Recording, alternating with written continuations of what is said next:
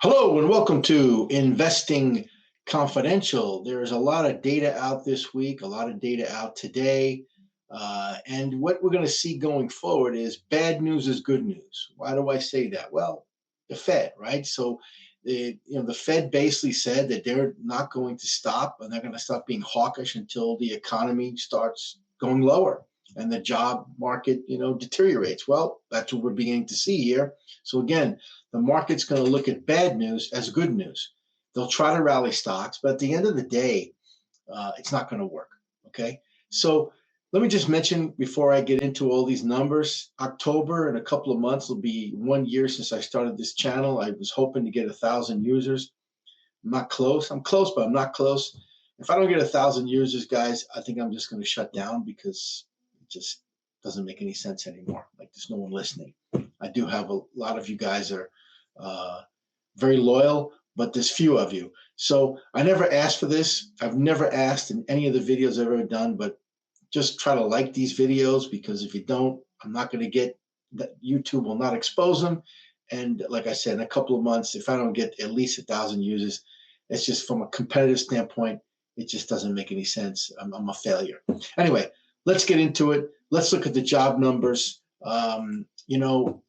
Again, we talked about bad news is good news. So here, let's look at the first chart here. What we're going to look at here is job creation. Okay, so look at job creation, job openings. Essentially, it's cratering. Okay, there's again a lot of this data is manipulated because where does it come from? Well, it comes from Indeed, and it comes from things that can be manipulated. But finally, okay, where artificially they say we had 3 jobs for every person. There was never 3 jobs for every person. Come on, I mean, be realistic about it. It just wasn't the case. And now you see job openings are cratering. All right, this is not going to stop, folks. I'm going to show you why. We're going to get down to pre-pandemic levels. Okay, everything is going to revert back to pre-pandemic levels, everything. And I've said it before, and I'll say it again, including the stock market.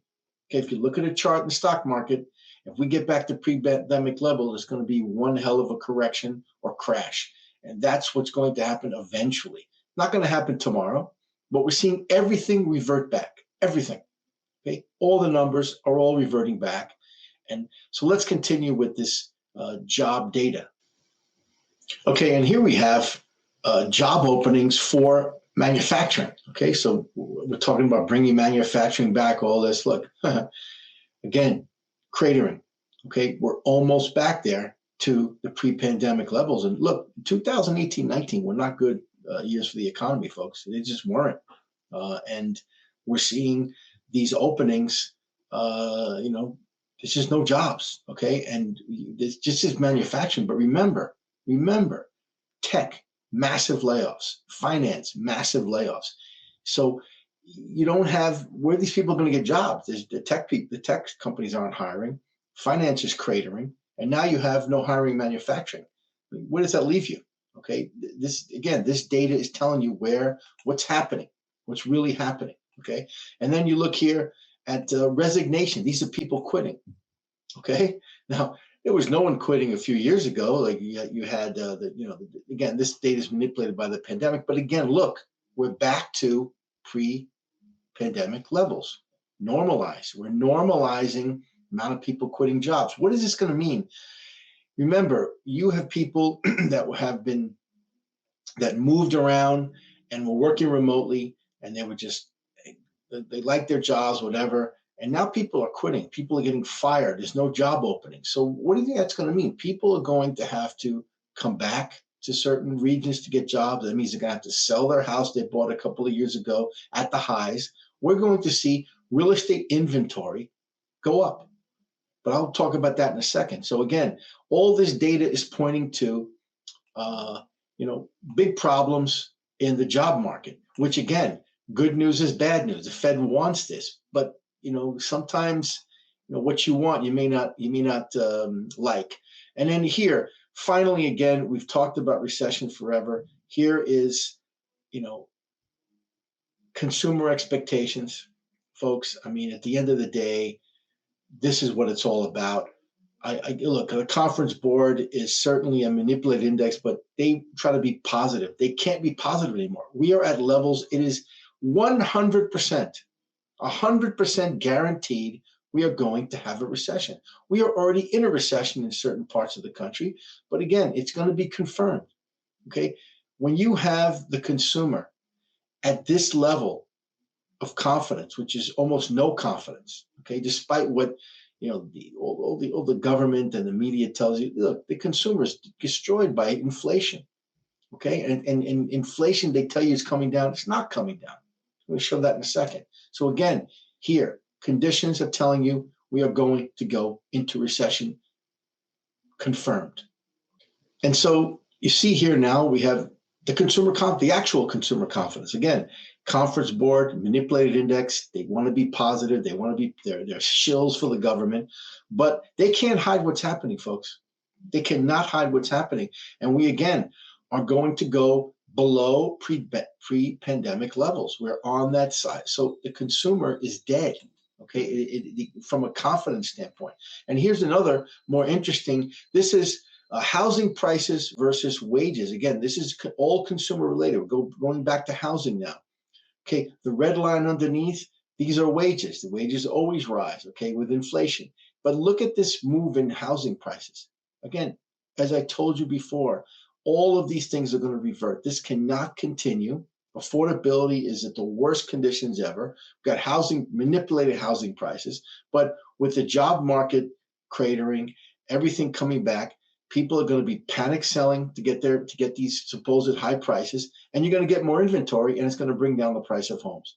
That's a bottom line that continues. Again, these indexes are manipulated by the fact that New York metropolitan area, and places like Florida are just holding the indexes up, especially New York. But the rest of the country, if you're in San Francisco, you're in Austin, Texas, you're wherever, Arizona, it's a bad market. Prices are coming down very hard, 20, 30%. That's real, okay? That's real. So again, another area where you can see really weakness in housing is construction company insolvency. I mean, you can't make this up, folks, okay? The real estate brokers, real estate's booming, all this, yeah, look at all the numbers. But yet you have going back to you have higher construction companies going bust, okay, than ever before. I mean, this is, you can't make this stuff up.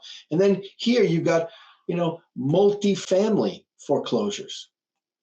Now, multifamily, people building, these multifamily dwellings, all these construction developers, this was a boom. This is what everyone wants to rent. People, yeah, let's have people rent forever. Look at this. It is absolutely incredible, the amount of foreclosures now. So there's no demand. What this tells you, there is no demand. There is no demand for this stuff, okay? And again, this tells you about the consumer. Now let's talk about GDP, okay? So we had GDP numbers come out today, and here's the release. Okay, now, so again, nobody reads this stuff. This is the actual release, okay, a screenshot of the actual front page of the release. Okay, so you're showing, now, does this tell you, look, this is from 2019. Now, this tells you that we're not really growing. Okay, if I went back even farther, you'd be able to see we used to grow 3%. Now we're growing less than 2%. Okay, the number came in at 2.1. It's a little worse than expected, but again, Wall Street is totally in the dark. They don't know what they're doing. Government doesn't know what they're doing. But look at the print here, folks. The increase in real GDP reflected increase in consumer spending, non-residential fixed investment, and wait for it here, state and local government spending and federal government spending, offset by decreases in exports, residential fixed, that's housing, okay, private inventory investment, again, that's also housing, imports, which is consumer, imports are down, okay? So what propped this up? Primarily government spending, local, regional, and federal. And what was the negative? Imports and housing. and that's consumer. So what really drives the economy is consumer and housing. Okay, but they manipulated the GDP with government spending. Without government spending, we're in recession. This is what I'm talking about. The government continues to manipulate the numbers to say that we're not in recession. Okay, and then you've got this absolutely insane Atlanta Fed, which I don't know who these people are, but they're insane. Okay, they're completely in the clouds, saying that we're going to grow 6% in the third quarter. Okay, 6% in the third quarter. This is impossible, and let me show you why. Here you see durable goods. Durable goods just fell off a cliff. Off a cliff. Now, you cannot have GDP with these kind of numbers that we've just had, 6% GDP with all we're talking about. It is impossible, especially with these type PMI, durable goods numbers. These are numbers, recessionary numbers. So, you know, you got to take this Atlanta GDP now and just throw it out the window. These people are just trying to completely manipulate you, manipulate everybody. It doesn't make any sense. Okay, these are political. This is a political organization. I don't know. Again, I'd like to see the breakdown of who these people are. But this is. And by the way, this is not what the Fed wants either. Okay, so you got political people who are insane. Then you got the Fed, which, you know, it is what it is. But deceleration is what the Fed wants. The Fed doesn't want 6% GDP. The Fed wants job deceleration, which we're seeing the beginning of, and GDP deceleration, housing, everything else. And we're starting to see that. It's going to come. It's going to take time. Okay. But all of this is fine. But again, it's all about CPI, inflation. This is going to be the sticky point. Okay. We got next CPI number is coming out in September. Okay. Here's the problem, folks. We've talked about this before. Gasoline, oil, energy prices. Okay. They're going up. And this chart here, we look at oil demand. Okay. Oil demand has broken the downtrend, is heading higher.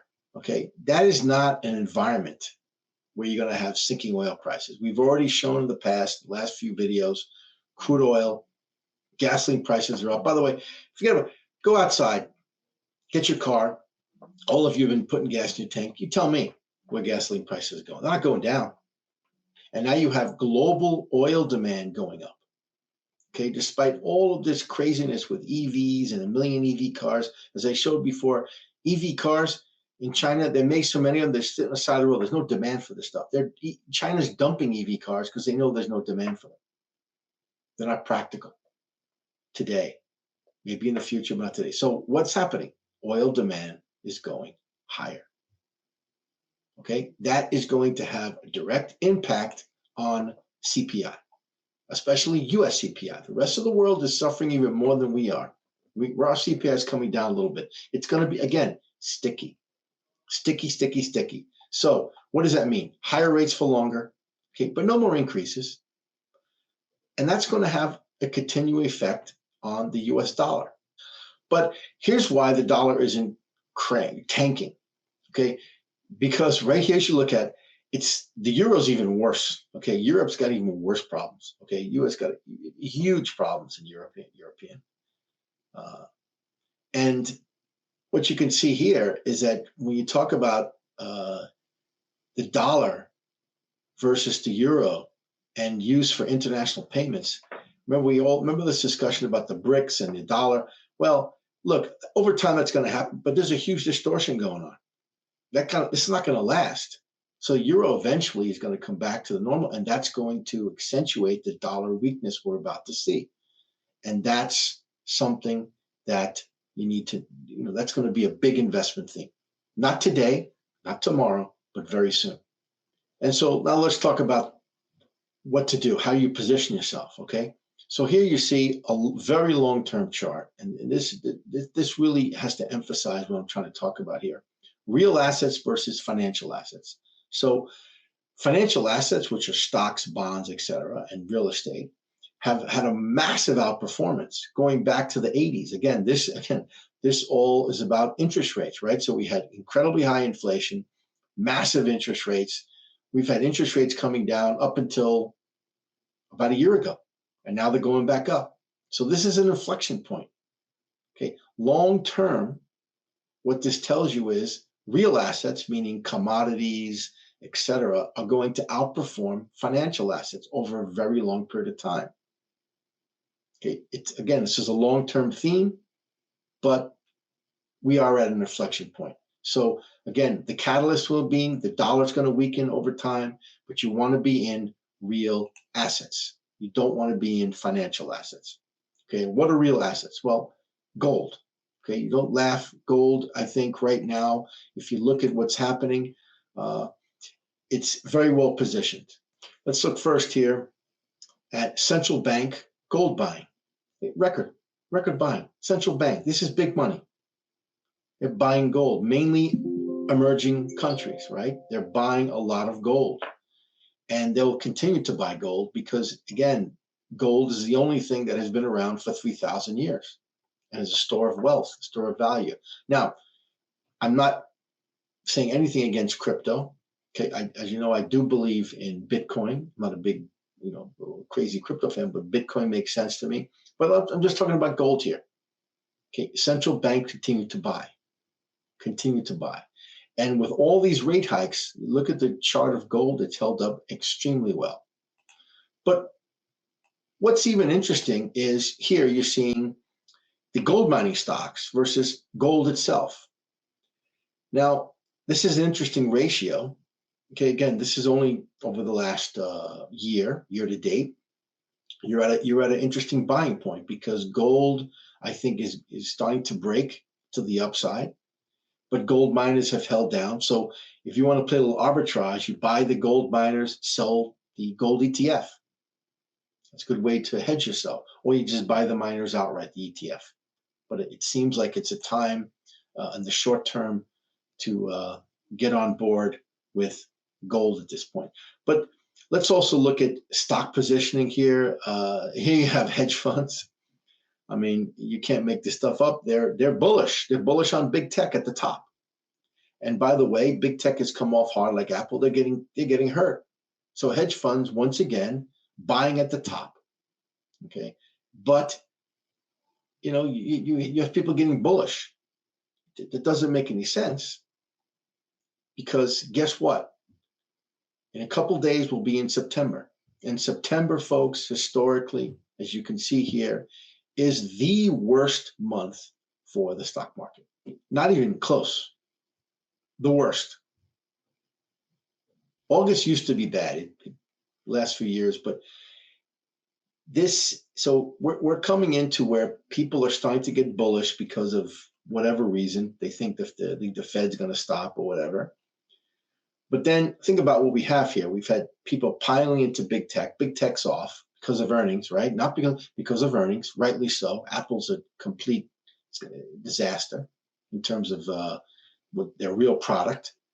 Okay, great company, but the stock price is just absolutely. Now we've got CPI coming.